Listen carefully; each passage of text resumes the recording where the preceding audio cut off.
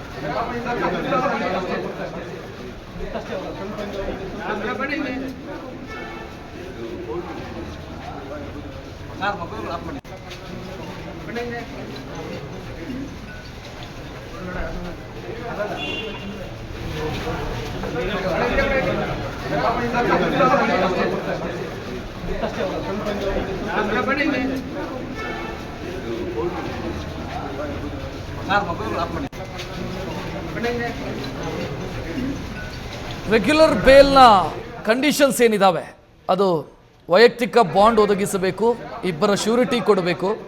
ಈ ಎಲ್ಲ ಕಂಡೀಷನ್ಸ್ ಏನಿದಾವೆ ಅದನ್ನು ಫುಲ್ಫಿಲ್ ಮಾಡಿದ ನಂತರವೇ ನಿಮಗೆ ರಿಲೀಸ್ ಆರ್ಡರ್ ಸಿಗುತ್ತೆ. ನಿಮಗೆ ಇಲ್ಲಿ ಒಂದು ಪ್ರಶ್ನೆ ಬರಬಹುದು, ದರ್ಶನ್ನ ಆಲ್ರೆಡಿ ಜೈಲಲ್ಲಿ ಆಸ್ಪತ್ರೆಯಲ್ಲಿ ಇರೋದ್ರಿಂದ ರಿಲೀಸ್ ಆರ್ಡರ್ ಯಾಕೆ?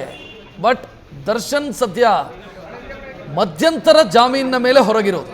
ಮಧ್ಯಂತರ ಜಾಮೀನು ಮೆಡಿಕಲ್ ಪರ್ಪಸ್ಸೇ, ಮೆಡಿಕಲ್ ಟ್ರೀಟ್ಮೆಂಟ್ನ ಪರ್ಪಸ್ಸಿಗೋಸ್ಕರ ಕೊಟ್ಟಿರುವಂಥ ಜಾಮೀನದು. ಈಗ ಸಿಕ್ಕಿರೋದು ರೆಗ್ಯುಲರ್ ಜಾಮೀನು.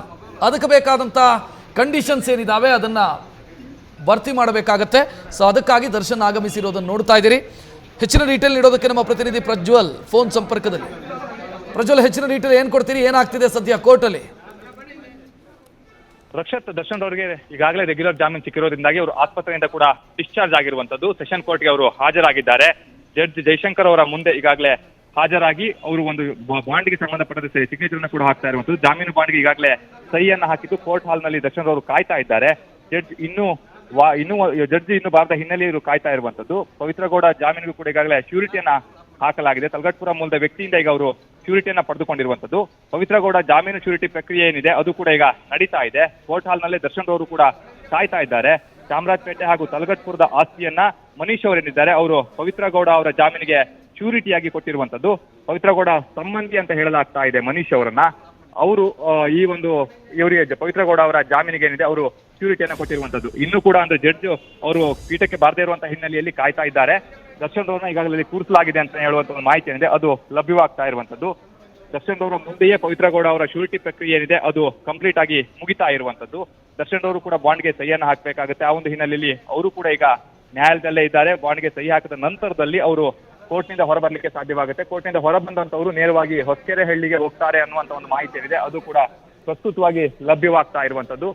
ಆರ್ ನಗರ ದರ್ಶನ್ ಮನೆಯ ಮುಂದೆ ಕೂಡ ಪೊಲೀಸರನ್ನ ನಿಯೋಜನೆ ಮಾಡಲಾಗಿದೆ. ಯಾರು ಕೂಡ ಇಲ್ಲಿ ಅಭಿಮಾನಿಗಳು ಸೇರದೇ ಇರುವಂತಹ ರೀತಿಯಲ್ಲಿ ಪೊಲೀಸರು ಕೂಡ ಸೂಕ್ತ ಭದ್ರತೆಯನ್ನು ಕೈಗೊಂಡಿದ್ದಾರೆ. ಇನ್ನು ಹೊಸಕೆರೆಹಳ್ಳಿ ಅಪಾರ್ಟ್ಮೆಂಟ್ ನ ಬಳಿಯಲ್ಲೂ ಕೂಡ ಪೊಲೀಸರನ್ನ ನಿಯೋಜನೆ ಮಾಡಲಾಗಿರುವಂತದ್ದು. ಕಾರಣ ಏನು ಅಂತ ಹೇಳಿದ್ರೆ, ಅಭಿಮಾನಿಗಳು ಬಂದು ಗಲಾಟೆ ಆದ್ರೆ ಅಥವಾ ಬೇರೆ ರೀತಿಯಲ್ಲಿ ಏನಾದರೂ ಸಮಸ್ಯೆಗಳು ಉಂಟಾದ್ರೆ ಅದು ಬೇರೆ ರೀತಿಯ ಪರಿಣಾಮ ಬೀರುತ್ತೆ. ಹಾಗಾಗಿ ಯಾವುದೇ ಕಾರಣಕ್ಕೂ ಕೂಡ ಎಲ್ಲೂ ಅಹಿತಕರ ಘಟನೆ ನಡೆದೇ ಇರುವಂತಹ ರೀತಿಯಲ್ಲಿ ಪೊಲೀಸರು ಕೂಡ ಮುನ್ನೆಚ್ಚರಿಕಾ ಕ್ರಮವನ್ನ ತೆಗೆದುಕೊಳ್ತಾ ಇದ್ದಾರೆ. ಯಾವುದೇ ಕಾರಣಕ್ಕೂ ಕೂಡ ಅಹಿತಕರ ಘಟನೆ ನಡೀಬಾರದು, ಅದೇ ರೀತಿಯಲ್ಲಿ ಕಾನೂನು ಸುವ್ಯವಸ್ಥೆಗೆ ಧಕ್ಕೆಯಾಗಬಾರದು ಅನ್ನುವಂತ ಹಿನ್ನೆಲೆಯಲ್ಲಿ ಈಗಾಗಲೇ ಮುಂಜಾಗ್ರತಾ ಕ್ರಮವನ್ನ ಕೂಡ ಪೊಲೀಸರು ತೆಗೆದುಕೊಳ್ತಾ ಇರುವಂತದ್ದು ರಕ್ಷತ್. ಪ್ರಜ್ವಲ್, ಈಗ ದರ್ಶನ್ ಕೋರ್ಟಿಗೆ ಆಗಮಿಸಬೇಕಾದಂತ ಪರಿಸ್ಥಿತಿ ಏನಿತ್ತು ಅಂದ್ರೆ ಆ ಶ್ಯೂರಿಟಿ ಕೊಡೋದಕ್ಕೆ ಅವರೇ ಖುದ್ದಾಗಿ ಬರಬೇಕು ಅನ್ನುವಂತ ಕಂಡೀಷನ್ ಇತ್ತಾ?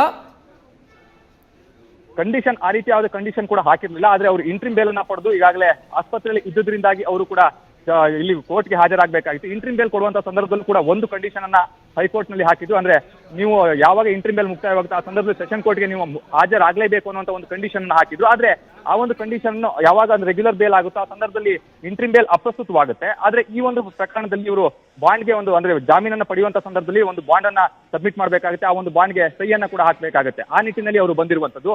ಕಾರಣ ಏನು ಅಂದ್ರೆ ಬೇರೆ ಎಲ್ಲ ಪ್ರಕರಣಗಳಲ್ಲಿ ಕೂಡ ಆರೋಪಿಗಳು ಜೈಲಿನಲ್ಲಿ ಇರ್ತಾರೆ, ಜೈಲಿನಿಂದ ಅವರು ಜಾಮೀನನ್ನ ಪಡಿತಾರೆ. ಆ ಸಂದರ್ಭದಲ್ಲಿ ಜೈಲಿನಲ್ಲಿ ಅವರು ಸಿಗ್ನೇಚರ್ ಅನ್ನ ಮಾಡಿ ಹೊರ ಬರ್ತಾರೆ. ಆದ್ರೆ ದರ್ಶನ್ ಅವರು ಆಸ್ಪತ್ರೆಯಲ್ಲಿ ಇರೋದ್ರಿಂದಾಗಿ ಅವರು ಕೋರ್ಟ್ಗೆ ಹಾಜರಾಗಿದ್ದಾರೆ ಅನ್ನುವಂತ ಒಂದು ಮಾಹಿತಿ ಏನಿದೆ ಅದು ಲಭ್ಯವಾಗ್ತಾ ಇರುವಂತದ್ದು ರಕ್ಷತ್. ಥ್ಯಾಂಕ್ ಯು ಪ್ರಜ್ವಲ್ ಮಾಹಿತಿಗೆ.